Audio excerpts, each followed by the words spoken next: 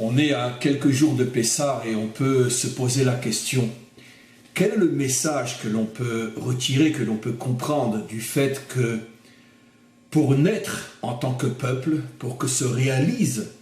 la promesse faite au Père, faite à Abraham, Yitzhak et Yaakov de recevoir la terre d'Israël, pourquoi fallait-il ce détour absolument incroyable, voire même incompréhensible, la descente en Égypte, l'esclavage, vivre dans des conditions absolument terribles, insupportables,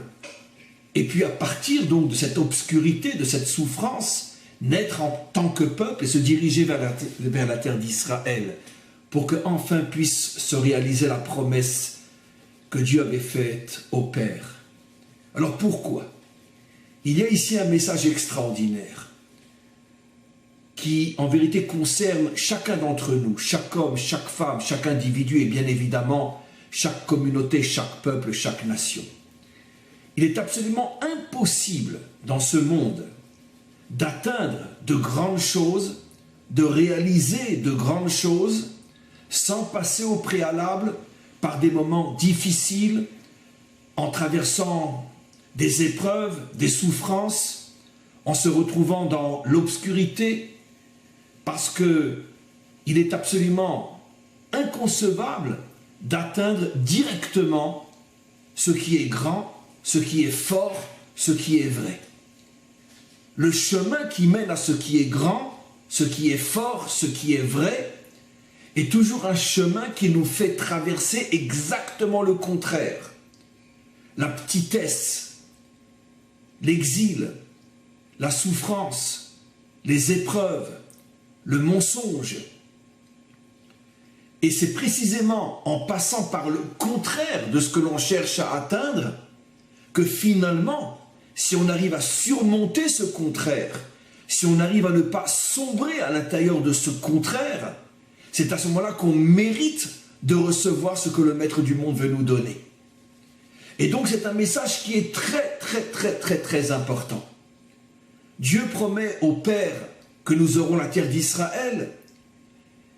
Dieu promet au Père que nous allons devenir un peuple choisi par le Maître du monde pour une mission extraordinaire, celle de faire le tikkun, la réparation du monde. On se serait attendu à ce que, directement, la promesse commence à se réaliser et on voit que non. Tout d'un coup, on part dans un sens qui n'a plus rien à voir avec la promesse. On devient des esclaves, on sombre dans l'obscurité, dans la souffrance, dans l'épreuve, on ne comprend plus rien, on ne voit plus rien, on a l'impression que tout ce qui a été promis, c'est un pur fantasme, une pure illusion.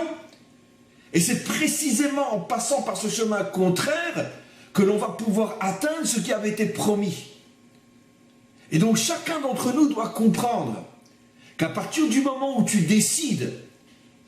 d'atteindre de grandes choses, de faire de grandes choses, de réaliser de grandes choses, tu ne pourras en aucun cas y arriver sans passer par une situation, par un chemin qui semble t'éloigner du but que tu voudrais atteindre,